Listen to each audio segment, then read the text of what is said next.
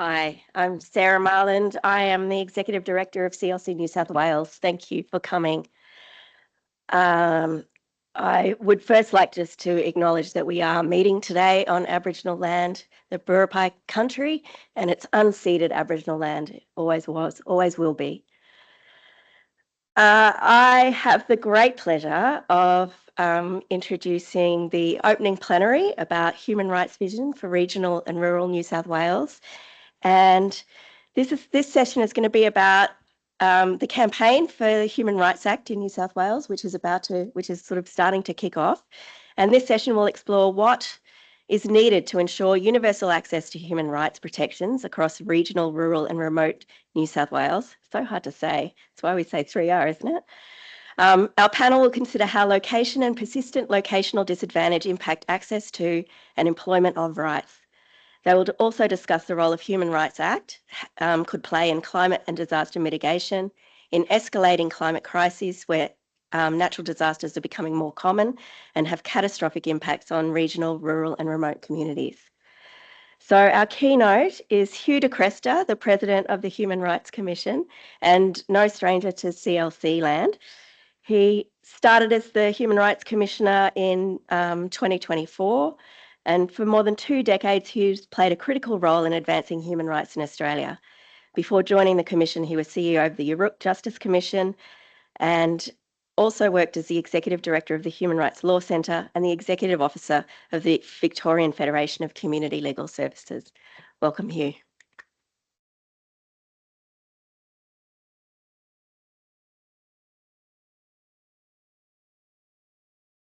Morning, everyone. Great to be here on beautiful Buripai country. I acknowledge elders, ancestors, and their ancient and continuing connection to country and enduring culture. Big thanks to Sarah and Community Legal Centres New South Wales for the invitation to come and join you today. I got my human rights education in community legal centres, first as a volunteer, then as a secondee, and then as a community lawyer and manager of the Brimbank Melton Community Legal Centre in Melbourne's Outer West. Community legal centres have been helping people doing it tough for about 50 years now. More than mere access to lawyers, your work is about access to justice. It's not access to justice to receive legal advice that what's happened to you is unfair, but perfectly lawful. True access to justice is about working alongside people in communities affected by injustice to change those unfair laws, policies, and practices so that they deliver true justice. I was keen to accept the invitation today because of the Community Legal Centre connection, but also because I wanted to talk about human rights for rural, regional, and remote communities in Australia and the challenges they face and the challenges that you are all working on with your communities to address. Human rights are the standards that governments around the world have agreed to uphold to ensure that everyone can live a safe, free and dignified life. Human rights belong to all of us, no matter who we are, where we are, what we look like or what we believe. They're the key to living well, to being treated fairly, treating others fairly and being able to choose how we live our lives. Human rights reflect values like equality, fairness, dignity, kindness, respect, thinking of others and looking out for each other. The reality for people living in rural, regional and remote areas of Australia is that they face greater challenges in realising their human rights. I remember when I was working at the Victorian Federation of Community Legal Centres and in my ignorance when the Jesuit Social Services and Tony Vincent put out their report about postcode disadvantage dropping off the edge, I was really surprised to see the number of rural and regional communities where there's deep poverty and disadvantage. And their work has continued. Their most recent report, I think there have been 20 plus years of their report, confirmed what you all know is that rural, regional, remote communities in Australia have higher levels of disadvantage compared to the capital cities. I think every jurisdiction experiences that except Victoria and South Australia in the last report had a proportionate number of locations classified as highly disadvantaged in rural and regional areas as with the capital cities. Common indicators of disadvantage are low income, crime, family violence, early school leaving, lack of post-school qualifications and lack of internet access, critical for us as we think about how we deliver our services. Many of the remote or regional communities that spoke to Jesuit Social Services, in their most recent report, raised issues around the quality of services and their accessibility, stuff that is bread and butter issues in terms of how you do your work and the agencies you work with, particularly for education, employment, and health. And as you all know, we can add justice to that in terms of access to legal help, access to court services, access to specialist courts and programs and the like. Poor access to healthcare is a reality for many living in rural areas in Australia. Rural Australians are not treated fairly by our health systems. They're more likely to face health problems, yet less likely to receive the health funding and access to services that they need to address them compared to people in the cities. It was good to meet with the National Rural Health Alliance earlier this year to talk about their research, which showed on average that each rural person receives $848 less on health spending per year compared to someone in the city. At a population level, this equates to around $6.5 billion of rural health deficit. Mental health services are a particular concern. In Australia, suicide rates increase as population density decreases. In New South Wales, self-harm hospitalisations in very remote areas are 1.5 times that of residents in the major cities. Yet people living outside of the cities in New South Wales have poorer access to mental health specialists, longer wait times for appointments, and find it harder to see a GP compared to those living in the cities. The health challenges can be acute for First Nations people, compounded by issues like overcrowded, substandard housing. Rheumatic heart disease is a disease of poverty that is entirely preventable in a wealthy, developed country like Australia. Yet it continues to disproportionately affect Aboriginal and Torres Strait Islander peoples, particularly in rural and remote areas. It's underdetected and undertreated because of underfunded healthcare systems, leading to tragic consequences. In 2019 and 23 young First Nations women living in Doomadgee in northern Queensland died from rheumatic heart disease. It was exposed on Four Corners. A coronial inquest found systemic failures in the healthcare provided to these women, including the failure to provide follow-up care and failure to deliver culturally safe healthcare. Queensland has a limited protection of the right to health in its Human Rights Act, and this played a part in the coroner's analysis of the healthcare failures in that inquest. Access to quality education is another challenge for people outside of the cities. When I started this job last year, I caught up with the former Human Rights Commissioner, Chris Sidoti, who led a major project in the late 1990s looking at access to education in rural and remote Australia. And Chris told me he went to rural. I asked him, how did you promote your consultations? And he said, I went to the local newspapers and said, come talk to the Human Rights Commissioner. He put up sandwich boards and he talked to people across Australia and rural communities, asked them what they cared about and how they were accessing and getting their concerns around education for their children. The report published in 2000 documented major challenges for rural families in getting good education for their kids, especially if they had needs outside of the mainstream schooling system. For example, if they had a disability or an Aboriginal language as their first language.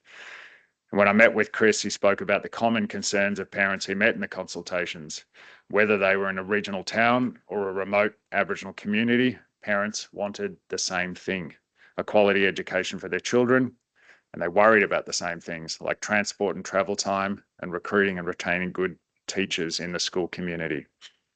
There are communities like Walgett where there are persistent failures in delivering quality education for children, and failure to provide quality education entrenches disadvantage in rural communities and limits future opportunities.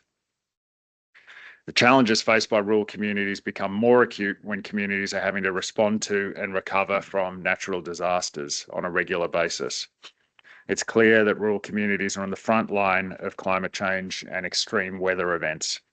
In just the past 5 years, New South Wales has been impacted by the Black Summer bushfires, Northern Rivers flooding, East Coast flooding, Tropical Cyclone Alfred, Far West New South Wales flooding, amongst many other localised disaster events. Communities like Lismore, Bega, Cessnock, as well as here in Port Macquarie, do not have time to catch their breath before the next disaster is upon them.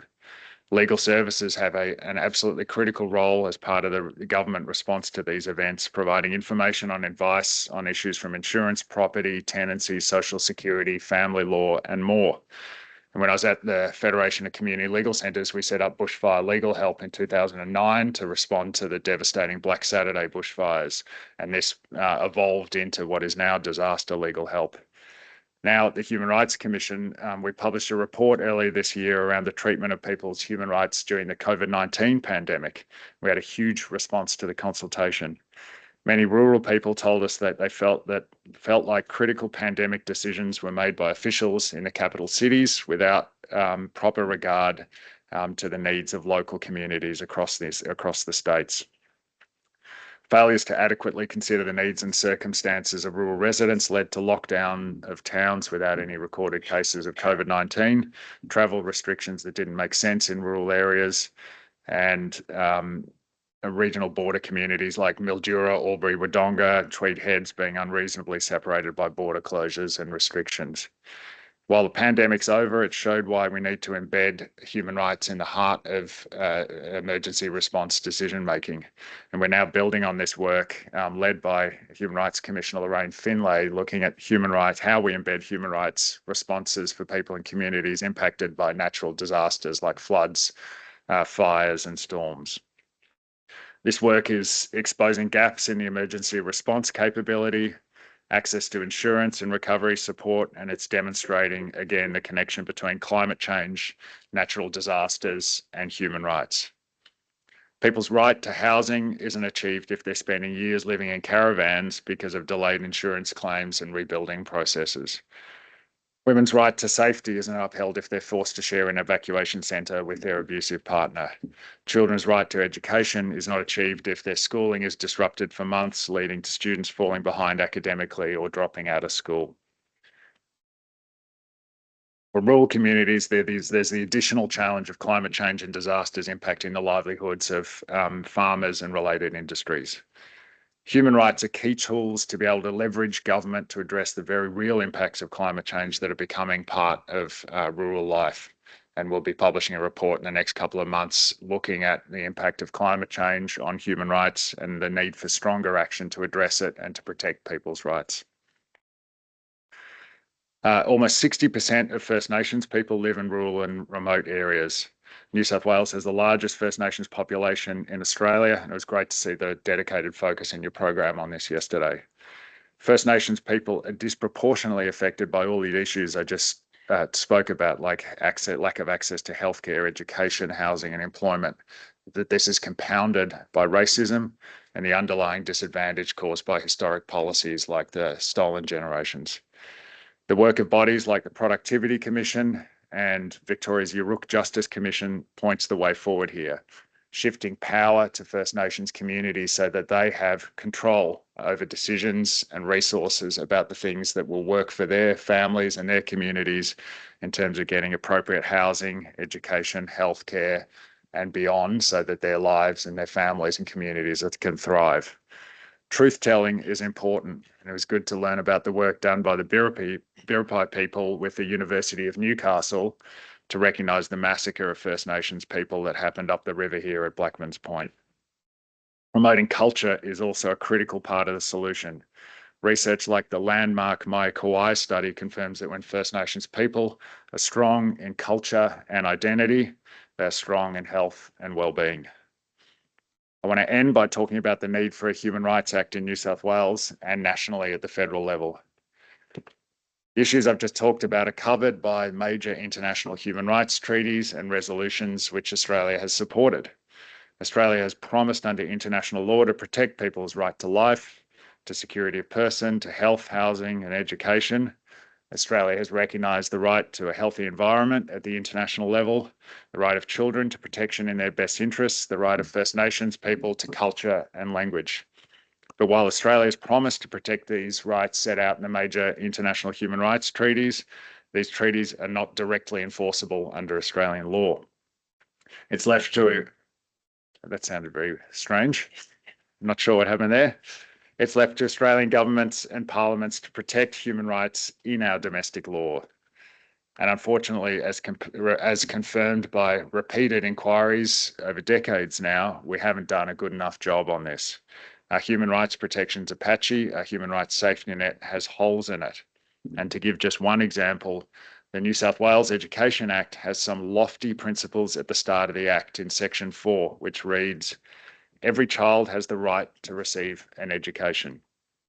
It is the duty of the state to ensure that every child receives an education of the highest quality.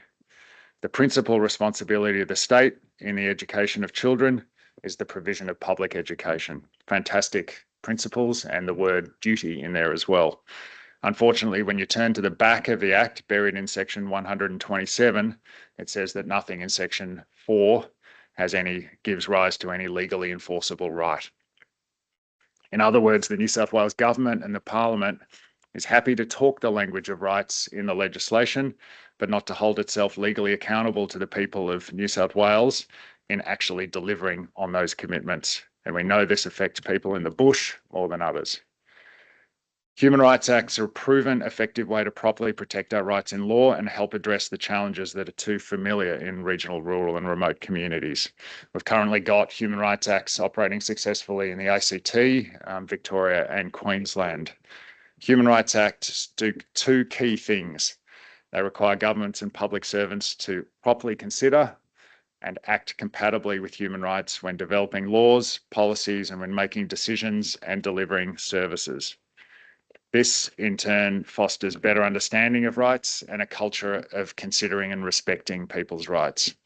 And the experience from Victoria, the ACT, Queensland, and places like UK, New Zealand, and Canada is that human rights acts have their biggest impact in preventing human rights abuses from happening in the first place by developing and embedding a culture of better human-focused laws, policies, and services. Most of this work is done very quietly as part of the normal business of government by requiring governments to ask, what's the goal we're seeking to achieve with this law, practice, or policy? Will it restrict rights? If it is going to restrict rights, is it justified? And as part of that analysis, is there a less restrictive way of achieving that outcome? These questions, known as the proportionality test, are a powerful way of focusing government attention on the needs and rights of people and communities. It is, of course, critical that people have the power to take action to protect their rights.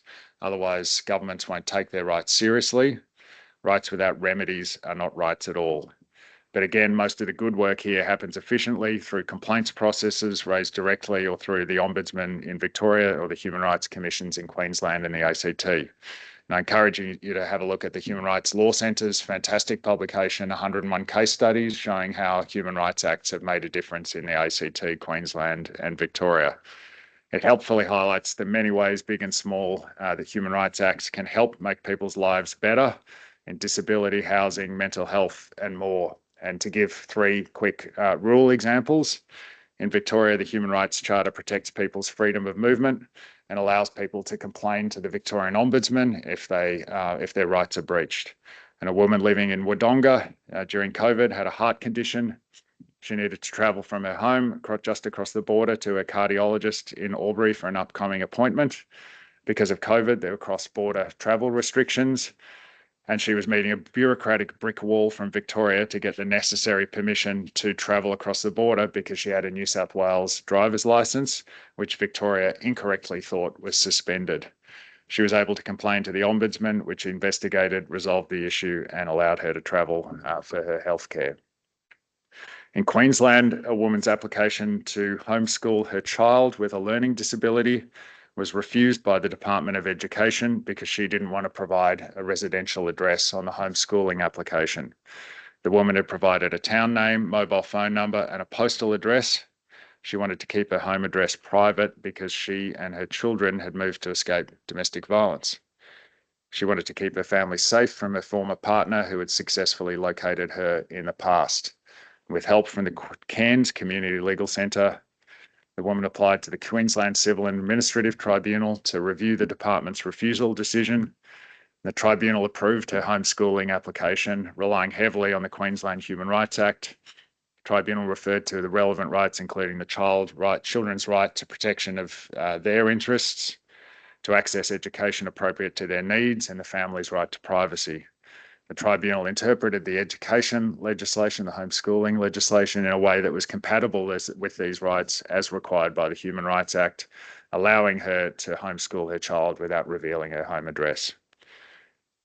Finally, in Victoria, an Aboriginal man was able to use cultural rights protection in the Victorian Charter to access the Koori Court sentencing program. He'd committed a crime closer to the town of Echuca, which didn't have a Koori Court program. The magistrate refused his request to transfer the case to the nearby town of Shepparton, which had a Koori Court program where the elders play a part in sentencing people who plead guilty, a more culturally appropriate way of delivering justice. And the man challenged the refusal in court using the charter and won. These are three small but important ways showing how Human Rights Act can help make people's lives better in rural Australia. There's so many more. There's growing momentum for an Australian Human Rights Act and for a Human Rights Act in New South Wales and in every state and territory. We have the Australian Human Rights Commission's Free and Equal report outlining a model for a Human Rights Act. We have the recommendation of the Australian Parliament's Human Rights Committee in 2024 for a Human Rights Act.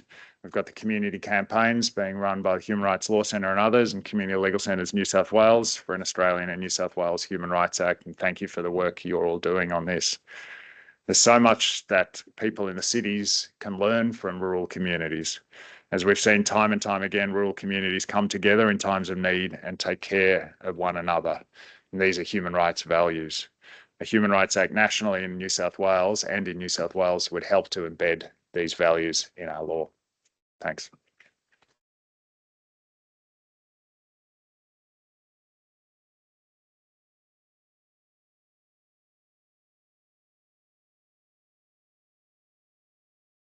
Thanks, Hugh. Oh, short people. When you were speaking, it reminded me of when I was at Amnesty, we were developing up a campaign on economic, social and cultural rights. And one of the things that, they message testing and all of that kind of stuff. And they did this thing where they went around all through, global north, global south, and talking about rights and what was important. And people in the global north were talking, about all their civil and political rights and how important it was. And people in the global south talked about dignity. And we tested that again when we were going up through the Northern Territory, when we were doing our own consultations. And people, they like the kind of content of rights and all of that, but mostly that's for lawyers. But what they really cared about was dignity. And I think that's what we really need to kind of centre people and centre that people just want to live a dignified life. Anyway, that was nothing really, but I think that's what we really need to focus on and focus on the people and what it is that we want when we're thinking about how we implement rights in New South Wales. We're going to have a panel now. We've got over here, we've got Hugh, and I'd like to introduce Judy Harrison, who's the convener of the National 4R Network. She's a lawyer and consultant whose experience includes Aboriginal justice issues, coalition building and social movements. She's probably no stranger to many of you. And we also have joining us online is Caitlin Reiger, the CEO of the Human Rights Law Centre, and she is a human rights lawyer and has spent the last 25 years working globally on transitional justice for mass human rights violations, international criminal law, and justice system reform. So I've got some questions. Do we have mics? Where is?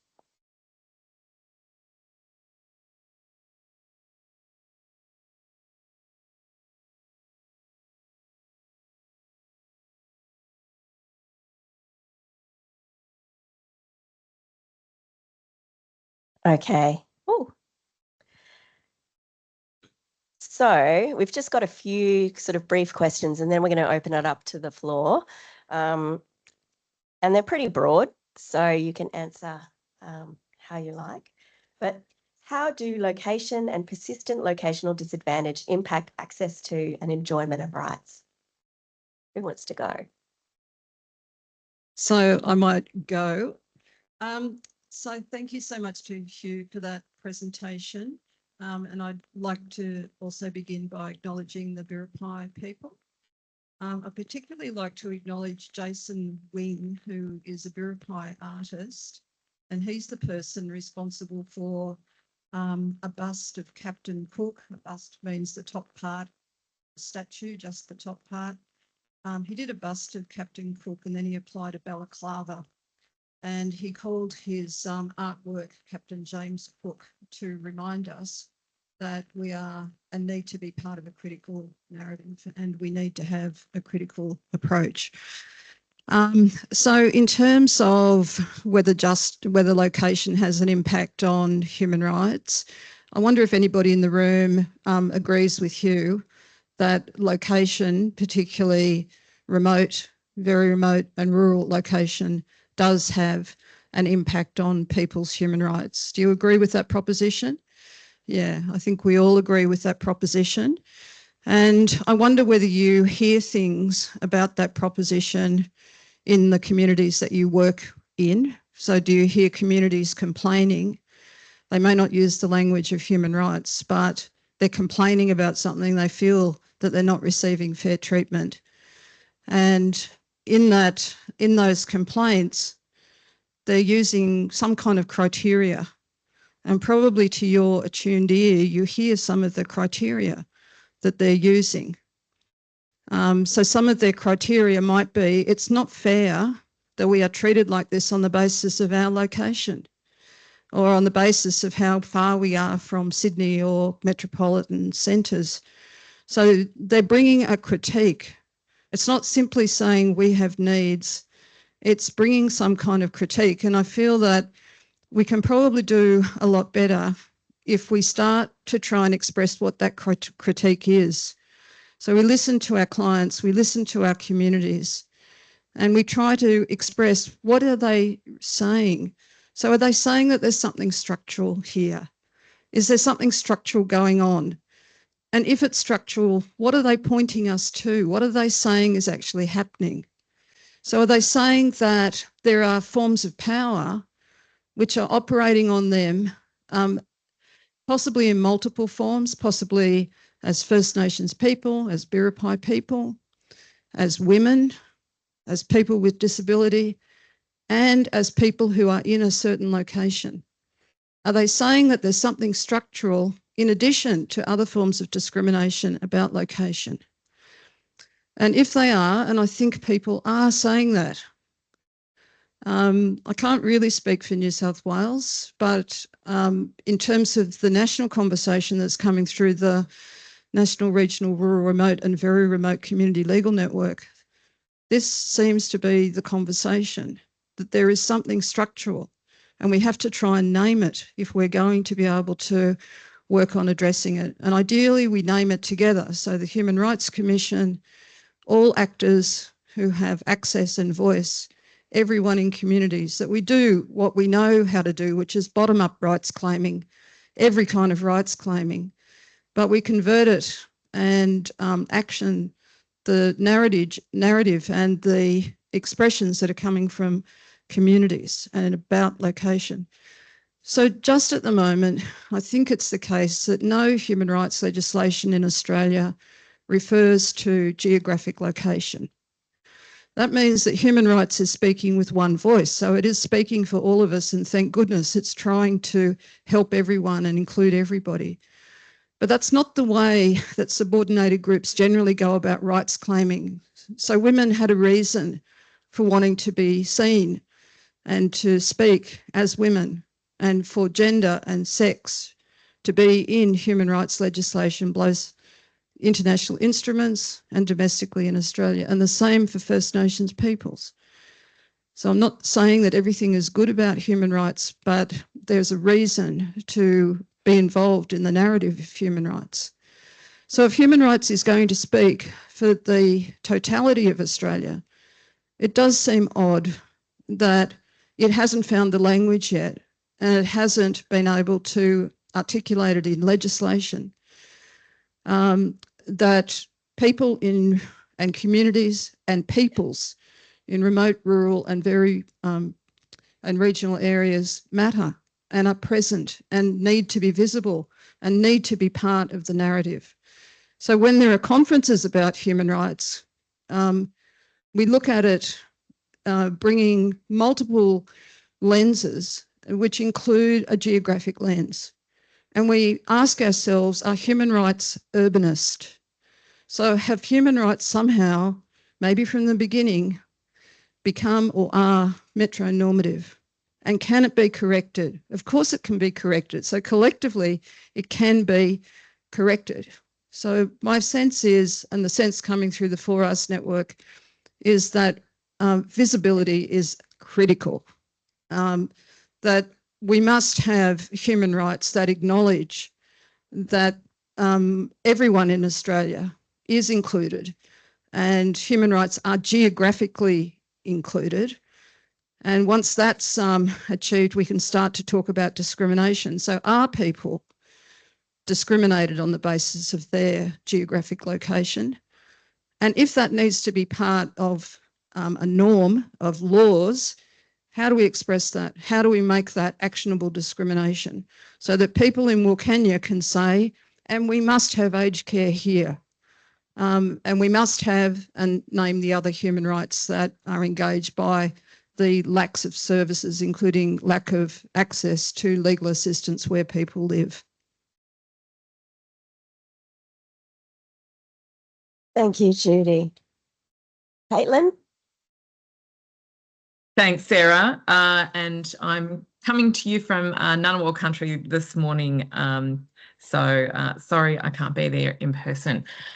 Maybe just to pick up where Judy left off, I think it's pretty obvious to everybody that if it takes you at least more than an hour, let alone several hours, to drive to a health clinic, there's a very good chance you're going to put off preventive health checkups that don't seem urgent, amongst a million other things that are, until suddenly they are too urgent to ignore.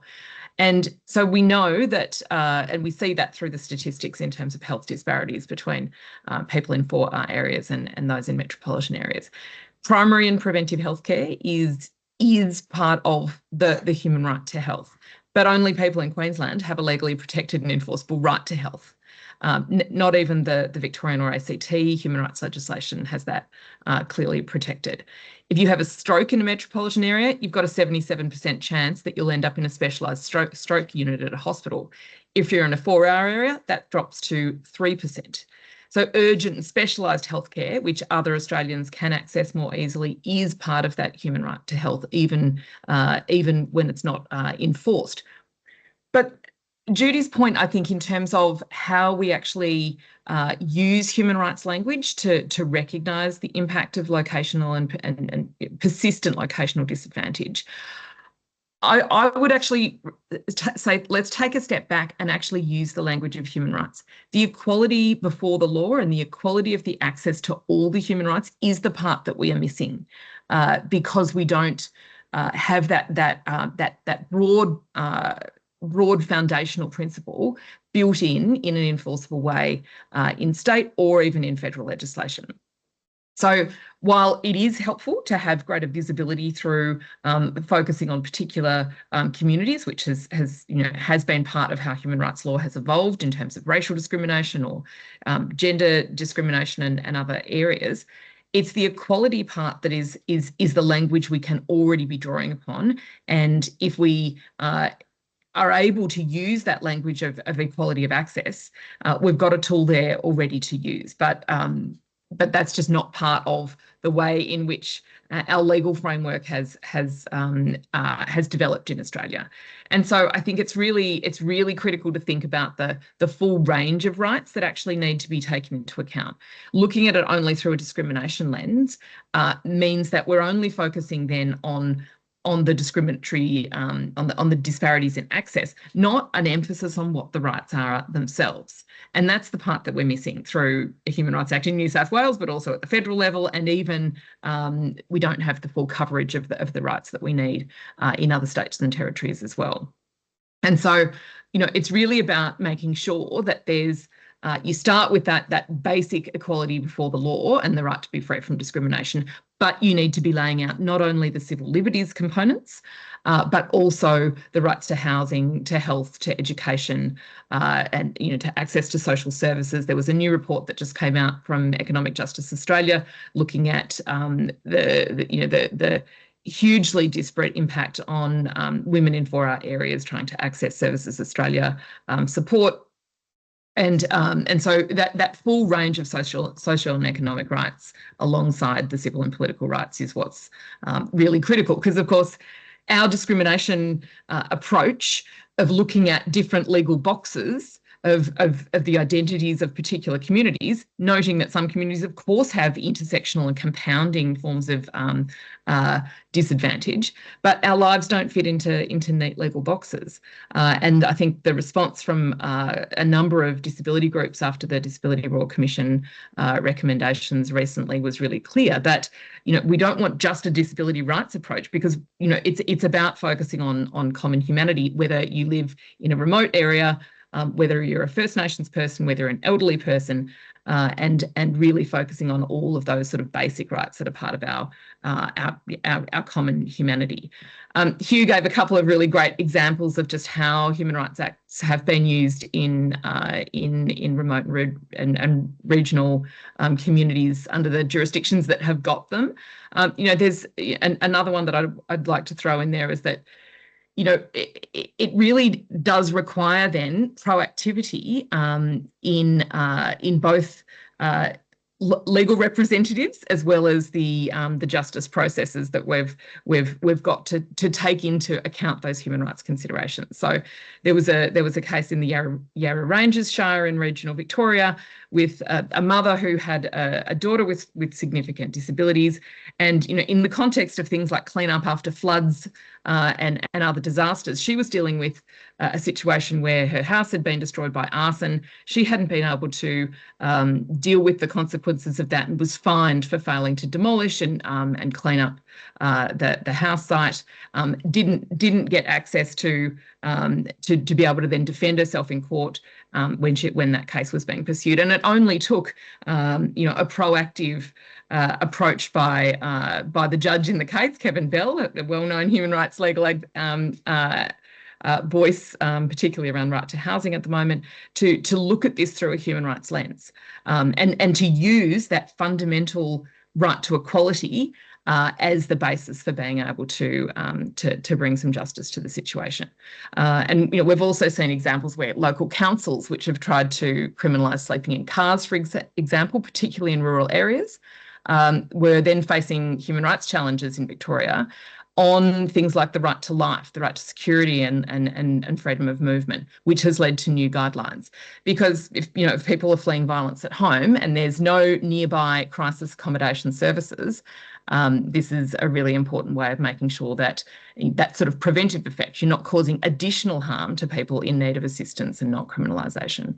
So there's so many ways in which we've got tools through a human rights framework in terms of that basic right to equality, but it's a matter of then working out how we can turn those into action, hopefully through a New South Wales Human Rights Act and also at the federal level. Thank you. Do you want to add anything, Hugh? I've kind of addressed it all in the speech.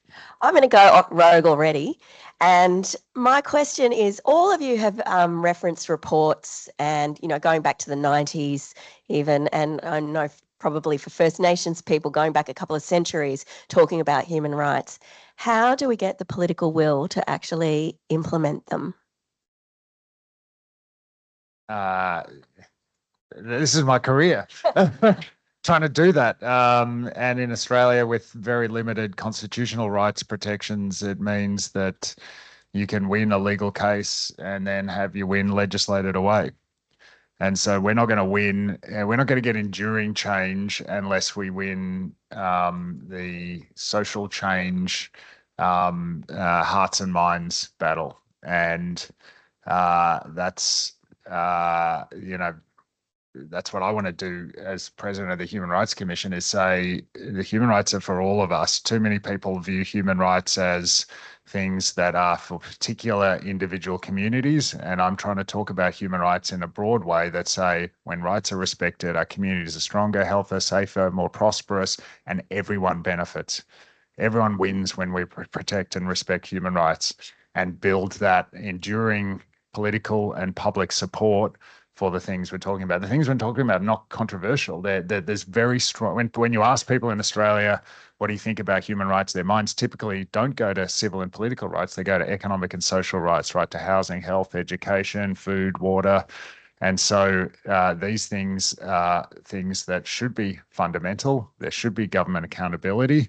New South Wales Education Act should be enforceable. Those provisions should be, governments should be accountable for living up to those standards. And so we need to build the public and political support for it. A Human Rights Act helps to do that, because at the moment, at the federal level, we have scrutiny of new bills through a human rights lens. The Human Rights Parliamentary Committee looks at new proposed legislation and comments on it. Most of those reports aren't read by anyone. It's rare that a government minister will do anything in response to them. It's rare that a department will do anything in response to them. And so we need to give some teeth to the accountability mechanisms.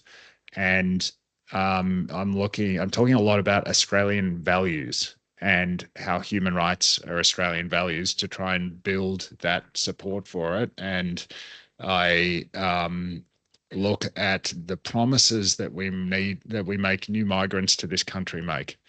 And so if you become a citizen, you have to pledge to uphold the rights and liberties in Australia. And I think about a Human Rights Act as a reverse citizenship pledge from governments and parliaments to say, we promise to uphold those rights and liberties in the way we treat citizens of this country. Yeah, Sarah, just to add to what Hugh said, I mean, it really is just about, I think, trying to, as he mentioned, make this as obvious as possible that human rights, are not some complex, specialized legal mechanism for particular groups. It's just about a set of rules that can codify those kinds of shared values that really have really broad reach. They apply to everybody, and they're the basis of ideas around fairness and dignity and safety. And so, making it sound, I think, as obvious as possible is necessary, while at the same time showing that that for many people who don't see it, recognising that there are thousands of people in Australia every day who are falling through the cracks, because we just have this really complicated piecemeal system, because we haven't sort of stopped and filled in the basics. So I kind of talk about this as it's the missing piece in our legal framework, and it's a really foundational piece that should be obvious. We're the only country in the world that doesn't really, pretty well one of the only countries in the world, certainly only legal Western liberal democracies, that hasn't taken that really basic step. And that universal application that it should apply to everybody who's here is part of the way forward. Yeah, if I can just add to that, and I'd just like to bring in, thank you to Zachary Armitage this morning for saying the word culture to me, just to bring in the aspect of culture. So culture is an enormous concept. So in terms of how human rights can be made real, how every person everywhere can experience human rights, whatever that really means, I think it is useful to think about culture. So there are many cultures. There's settler colonial culture, obviously, but the culture of governance, the culture of government, what Hugh and Caitlin have referred to as the culture of inquiries, so inquiry culture and what happens after there's been an inquiry, and what we think about that and how confounded we are when there isn't follow through. I'd also just like to mention Professor Megan Davis when she was the chair of the Permanent Forum on Indigenous Issues.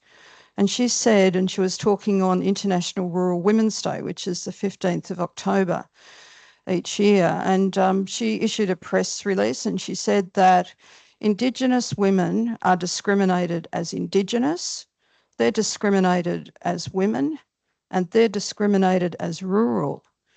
And rural is the word that's used by the United Nations to mean everything that's non-urban. So what does it mean to be discriminated as rural? It's not really recognised in law. So to be discriminated as Indigenous, to be discriminated as a woman, so we can see human rights reflecting those type of sentiments. But I don't think we clearly see human rights reflecting on being discriminated due to geographic location. And if that's not reflected, my concern is that it derails other human rights for women, for people with disability, for children, for Indigenous peoples, intersectionally. It derails intersectionally for people in 4Rs areas. So it says, well, we don't need to discriminate against you on the basis that you're Indigenous or that you're a woman. We'll just discriminate on the basis of your geographic location. And we'll say, you're a long way away, aren't you, from the metronormative centre of power or centre of influence or centre of protection. And we'll also say, and you are one of a very small number of people right out there. You know, we can barely see you from our metronormative centre. You are so far away, which totally contradicts human rights. So human rights is saying it is everyone, doesn't matter where you live. So that's the subtext. Human rights is saying it doesn't matter where you live. And human rights is saying it doesn't matter that you are a small number of people a long way away. Like, these concepts should not be in human rights. But the concern is that they are in human rights, that it's part of the culture of human rights to derail on the basis of geographic location. And if we can see that, we need to find ways of expressing it and telling each other and telling power holders and being part of some kind of movement to get that aspect made visible and to really have a strong conversation about it. So, you know, why don't people have human rights in the communities that you're working in New South Wales or other places that you've come from? So we can talk about it in terms of implementation, that we've already got a set of human rights and we just need to implement them. But human rights is always on the move. So this year there's been progress towards a convention and ultimately a convention on the rights of older people. Of the 7 core human rights treaties that Australia has endorsed and refers to as core, only 2 of the 7 refer to geographic location, and that's CEDAW and the Convention on the Rights of People with Disabilities, but they don't refer to it comprehensively.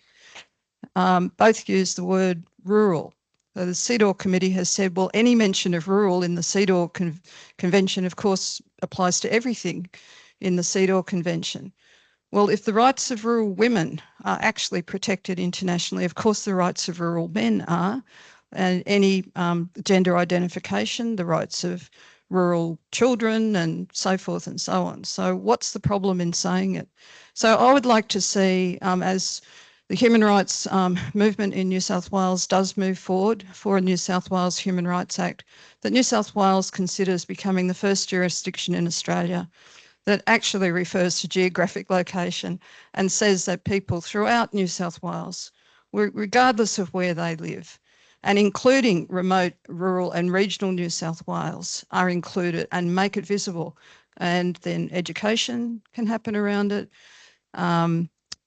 Maybe rights will actually start to crystallise around it, and also think about the New South Wales Anti-Discrimination Act, which is being reviewed at the moment, and I think submissions close on the 15th of August. And just a pitch for CLC New South Wales that we are in fact putting in a submission on that with the beautiful Demir over here. So if you want to add, give us any information or case studies, then she is the person for you to get in touch with. I think we might go to the floor. But just before we do, I want to say that just our welcome to country is not happening this morning, but it's now going to be happening this afternoon. And I'm really sorry about that, but there's been a sort of clash of timing. So I'm sorry that we haven't done it at the start of the day. So I will, is there going to be a runner? Microphone? First. Questions from the audience? Karen. Thank you. Just referring to Queensland and their Human Rights Act, and we now have a very conservative government in Queensland, and I'm just wondering, how the proportionality rule can be interpreted to actually reduce human rights in that state. So, or will it prevent the reduction of human rights in Queensland?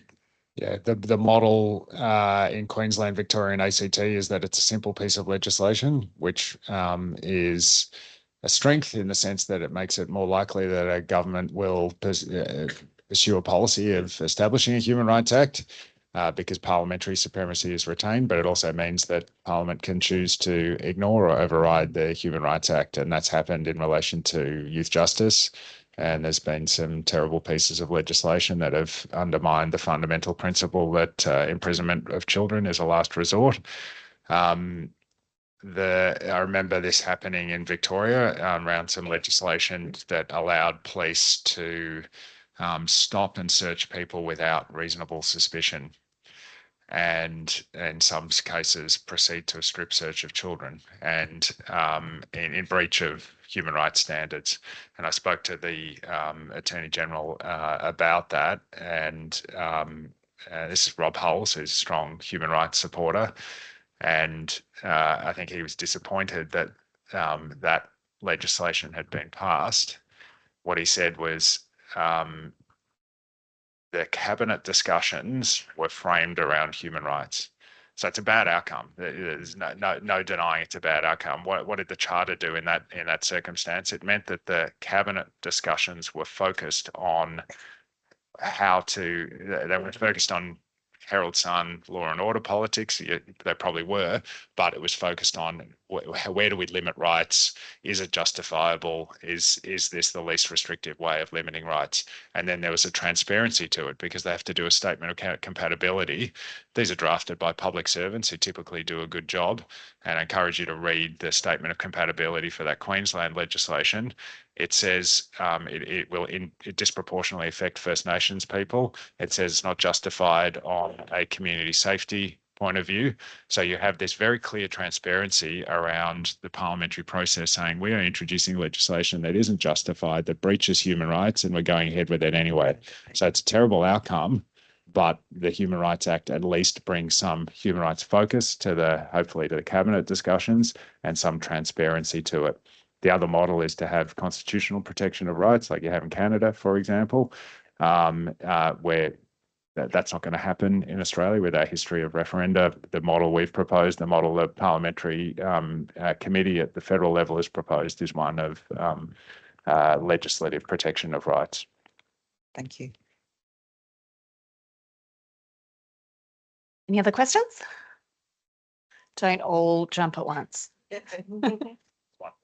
Thanks.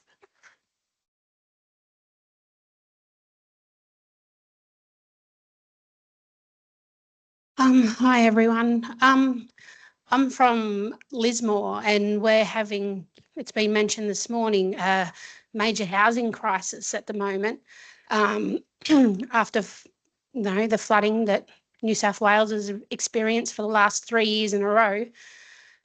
I'm just like, you spoke before about putting people in touch with like crisis centres and things like that. The crisis centres are overrun. There is no more room for any new referrals. They just don't have the capacity to take on new people. We've got the huge amount of homeless that are just, totally discriminated against and vilified, and people are just being so horrible.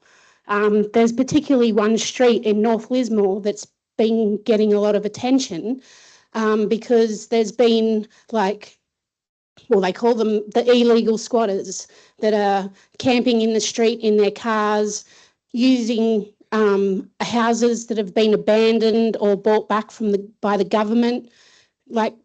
There's perfectly good homes. Yes, there's some that have been destroyed and haven't been fixed up or can't be fixed up, but there is also perfectly good homes that have been fixed up, that are boarded up and fenced off that people are not allowed to have access to.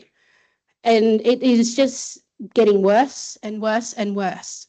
And, you know, it doesn't seem like there's any clear vision for helping these people to get stable housing. You know, there's been a bit of talk about one of the social organisations redeveloping a block of units that have been laying pretty much abandoned for like decades. And this block of units, I think there's like about, I don't know, maybe 6 to 8 units. And okay, 6 or 8 people are going to get a flat to live in. But what about the other couple of hundred of people that are still living rough on the street, sleeping out of cars, couch surfing? You know, the incredible amount of young people that have been left in Lismore, like their families have moved on because of the housing situation, and there's young people that have just been left behind. You know, it's just, and you know, Lismore's not the only place. Like, this is happening all over the country. And then you see reports of councils playing music really loudly to try and get rid of the homeless people that are living in an area. You know, like it's just absurd, the things that are going on, and the vigilante groups that are being created and causing more harm to these people that are already, you know, suffering immense amount of trauma, amount of stress, and just with no hope of a happy future.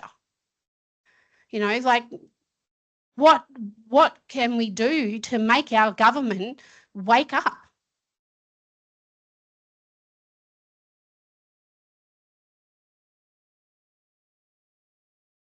So it's not only the federal government and the state government, it's the local government also. And my colleague Lorraine Finlay and the team were in Lismore recently looking at exactly these issues. So they'll be looking at recommendations around how to respond to that. I don't know what those recommendations will be, but my guess is what they'll be saying is we have to embed that these things are predictable. We know they're going to happen. We're going to know they're going to happen with increased frequency. What Lismore are experiencing now will be other communities will be experiencing across the country in increasing frequency because of climate change.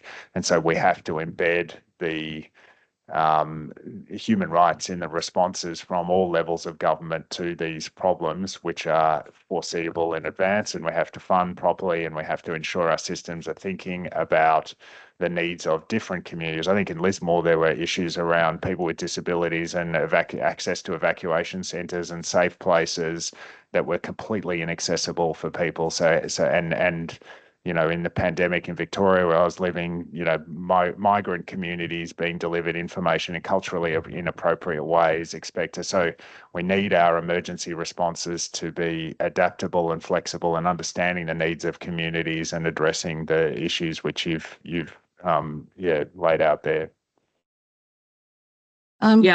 I think Sarah, you asked, you know, where's the political will going to come from? And I think the housing crisis and, you know, the descriptions of what you're dealing with in Lismore, it's not the only place, but it also shows how many things flow from, you know, what otherwise might be looked at as, you know, as just disaster response or emergency response or just a housing issue. And of course, it's not just that. And the health impacts, you know, the access to education, the all of the, you know, community safety, all of the other things that then get taken on. We at the Human Rights Law Centre put out a major report a few months ago on the right to housing, and I think the focus on local councils is really, really important, and that's where, you know, we can look at examples of other jurisdictions that have taken really different approaches, partly because of being guided by human rights considerations. So in the UK, there was a complete overhaul around homelessness that actually placed positive obligations onto local councils to prevent. So anybody who was at imminent risk of homelessness triggers that response, and there's a whole. It's completely dramatically changed the way and not just in kind of big cities, but in a whole range of other areas as well. And so, you know, we know that this is, you know, one of the areas that is, first of all, not tackled in any of the existing human rights legislation, but housing laws themselves are often focused not on the actual people involved, and all of the examples that you've given there. So bringing a sort of a human rights approach to not just public housing, but housing more broadly. We're doing some work at the moment in the Northern Territory, looking at again sort of what we are seeing as increasing instances of climate-related impacts, particularly extreme heat, when housing standards are completely unacceptable, and the link there with energy affordability as well. And so you've got really remote communities facing not only high power bills, but power bills that are dependent on pay-as-you-go power cards. And so when there's energy poverty that results, you know, fridges go off, medication goes off, you know, all of the sort of thing, as well as food, and all of the complete lack of commitment to habitable housing that in a volume and you know, in a built into policies around public housing is really critical. And I'd just like to add that I was fumbling the microphone and I missed the opportunity to clap when you spoke, and I felt that what you said had so much resonance, and that when we talk about justice from the heart, that we can connect with each other and we can remind each other how much the communities that we work with need justice and have the right to justice, and that justice does involve making connections with each other that can stand over time so that we can move forward together in support of Lismore and in support of other communities that have similar issues. I just wanted to add two pieces of terminology. So I feel that we're in the grip of the politics of gift politics. Gift politics means we wait for the next positive announcement, or we wait for the next announcement and we hope that it's positive. That we have very few ways really of enforcing or directing or inclining political decisions or bureaucratic decisions. So if we recognise that what's occurring is something about gift, the giving, the free giving or the withholding, maybe that helps us conceptualise how we need to work, that we have a major problem here, and trying to create influence when everything is about gift and choice and political choice, it's a pretty complex situation. The second is about something called the right to the city. And the right to the city, so when you mention squatters, the right to the city is often associated with squatters and the use of space, of vacant space, whatever that is, the use of public space and who gets to use it. And if we think of a city, so we're thinking of kind of an environment, it's quite dense, there's a lot of stuff going on, and some people can be marginalised and they can be disadvantaged. And so the idea of the right to the city, which is not an embedded established human right, so it's an image, it's a metaphor. So it's saying who has these rights? Should everybody have the right to the city, the right to the thing? So maybe rights language is also problematic, but who shares? What is the common good, and how do we assist our communities to participate in the notion of the common good? That the idea is about the distribution so that no one is left behind. So that language comes up a lot, and most of us believe it. Like, we think that's how it should be. No one should be left behind. So what can the right of the city kind of help us think that we might not otherwise be able to think? So one of the things that helps me think about is power formations. Like, what is going on with power? Where is power? What is it? How's it exercised? So we might say all of our allies in city places, please think of 4Rs areas. Please see that you can be good allies, that you can reach across distance, you can use your opportunities, the access that you have, the ways that you can open doors, the special diplomacy that you use, that you can use that. But if you turn your back, then it just puts a situation of free fall. It makes Lismore more vulnerable, makes Halls Creek in Western Australia more vulnerable, and so forth. So the idea that allies can link up around geographic location. Like, we can do this if we see it, and if people, including metro folk, people in city areas, decide to use, and if majorities decide to actually support 4Rs areas. So at the moment, my concern is that majorities are turning in the other direction. That there's lots of different kinds of majorities, but Australia is one of the most urbanised countries in the world. It's also the 6th largest land mass in the world. So we have a particular combination where we need city folk to step up and to understand the politics and the disadvantage that's been caused by the politics in 4Rs areas.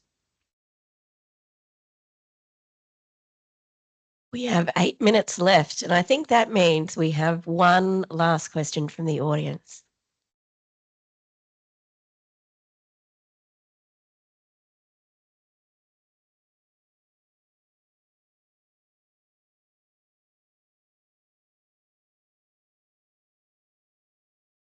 You were talking about how Indigenous women in rural areas are often not looked at because of that. I'm an Indigenous woman from a rural area, and I'm specifically from Queensland, and my mum is too. But one thing that I've realised in this country, people forget how country, like Waka Waka country, Willy Willy country, is very important to me. But I have had to come down to Sydney because it's not accessible for me to live there for the work that I want to do. But now it's becoming a stance that my mum has to move now too because of the work she's doing, and it's not accessible. How do we get people to understand that country is so important in a holistic view of our lifestyles? Elders are getting moved off because my mum's the only Indigenous nurse, but she's not in my hometown, in my home country, and elders are getting moved off to Bundaberg because we have a lack of health stuff. So specifically, diabetes is one of the biggest causes in Aboriginal communities. How do we get more access to health out that way? Because having elders on country actually supports the regeneration of the land, but also keeps people on track. Because when I was home, I had a lot of older people that would tell me what to do. And that was good. I liked it because my mum was busy. She's a single parent doing stuff. So I had my aunties and uncles yelling at me if I got in trouble. We're not seeing that as much. And it's really sad because a lot of Aboriginal children, Indigenous children, are losing their identity. And that is what's happening with our culture. Our culture is getting taken and we have to go to the city. And like, I've been really sick emotionally being in the city a lot because it takes me about 18 hours to get home because I live in inland Bundaberg. I have to go home. I do. If I don't, I feel really sick. My mum, my family are there. I lose that connection to country, right? How do we get people to understand that? Because it's a really, really hard thing, because if we don't have Aboriginal people on ground in our own home countries, we're losing our home countries. I agree with you, and I think everyone should be listening to you. And one of the problems that we have is making space for you and other Indigenous women and Indigenous people to be fully heard on these issues. I think I spotted Marlo over here on my right-hand side, who sent me and a lot of others in the First Nations Advocates Against Family Violence Community of Practice an amazing article by Tyson Younger-Porter and John Davis, which I've got right in front of me. And in this article, they referred to country being sentient, that in First Nations perspectives, which are obviously diverse, but they spoke of country being sentient. I also think about that appalling thing that former Prime Minister Tony Abbott said about remote community living when he said that it was a lifestyle choice. So I think that was back in about 2015 or 2016. A helpful effect of him saying that outrageous thing, which obviously cut across culture, human rights in the most profound way, history, colonization. So like dog whistling to any number of, in any number of problematic ways. People were on the streets around Australia. So many of you probably remember the protests. Maybe you took part in some of the protests. And there were banners in support of remote communities in Western Australia. So over 100 were threatened with closure. How do you close a remote Aboriginal community? You turn off the sewage pump. And you do a few other things like that. So you withdraw the few resources that are being provided by the settler colonial state to those locations, which is just a reminder of what the apparatus of power looks like. So it's in the sewage systems, it's in the water pumps, it's in the water quality, it's in the level of access to healthcare and so forth. Yeah, so my answer to your question is I think people should be listening to you. I think Australia should be listening to you. And that your conversation needs to be the national conversation. Like we need to be coming from a politics of care that is genuinely inclusive and genuinely doesn't leave people behind and take opportunities to subordinate. And I feel that's what's happening with 4R's communities. The political opportunity is being taken to marginalise and discriminate these communities. And so your need to be back on country should be supported. And everything that goes with that should be supported. And the proof is in the pudding. So when that happens, that's one of the indications that things are getting better.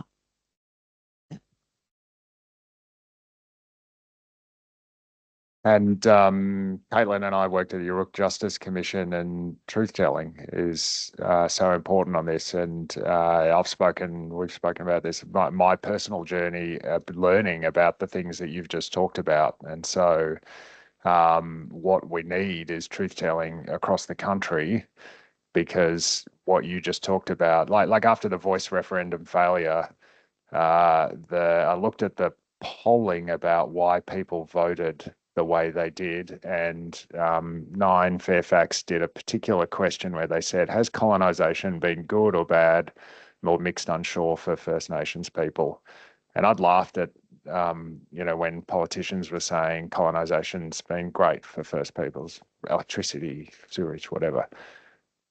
How ridiculous. Like we're looking at mass incarceration, stolen generations, theft of land, massacres, destruction of culture, language.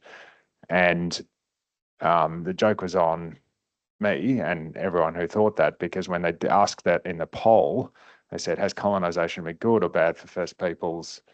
About 40% said it's been good, about 20% said it's been bad, and about 40% were mixed unsure. So I walked away from that question at the voice referendum going, we're not going to get anywhere on First Nations reform, justice, unless we change that understanding. And what you said then needs to be understood everywhere, and it's not. But to give you hope, I looked at levels of understanding of First Nations injustice across the mainstream Australian community. And one area where there is very strong understanding is stolen generations. Why? Because of the incredible advocacy of generations of First Nations communities who have experienced that injustice. And then the inquiry by the Australian Human Rights Commission bringing them home in the 90s, which was rejected by the Howard government, but then embraced by the Rudd government, which led to the apology. And then you fast forward to the Morrison government, which implements a redress scheme. And you see social change happening through that process. And I talk to my kids about Aboriginal justice, and they understand the stolen generation's been taught in schools, and there's an understanding. And we need that to happen for connection to culture and identity and language and things like that. And by the way, the door is opening nationally to truth-telling in a good way. The only thing I'd add to what's been said, and to sort of come back to the human rights framework that we're trying to think about, how can that be useful for, for the things that you're talking about, and for a better set of legal protections and recognition of what connection to country, to connection to culture actually means.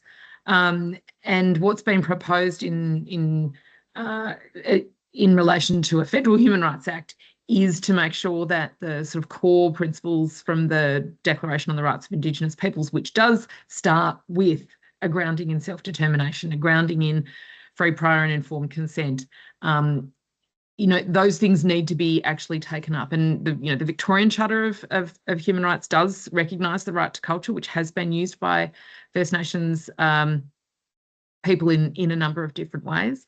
So making sure that those things are front and centre in any discussions around a Human Rights Act for New South Wales as well. And I'd welcome anyone here as well who'd like just more sort of practical examples. Hugh had mentioned the 101 cases where you can kind of look at how the human rights legislation has been used, including you can search it by looking at how the right to culture has been used, for example. But also you're all very much welcome to sign up to the campaign for a Federal Human Rights Act, partly just because you'll also then be kept in the loop around other practical, other developments, and there's a ton of resources there for people to adapt and use in all of your work. Thank you all. What a discussion, and what a way to end it. I think you've 100% inspired me to pick up my campaigning hat again and work for Get CLC New South Wales campaigning for a Human Rights Act in New South Wales. So thank you.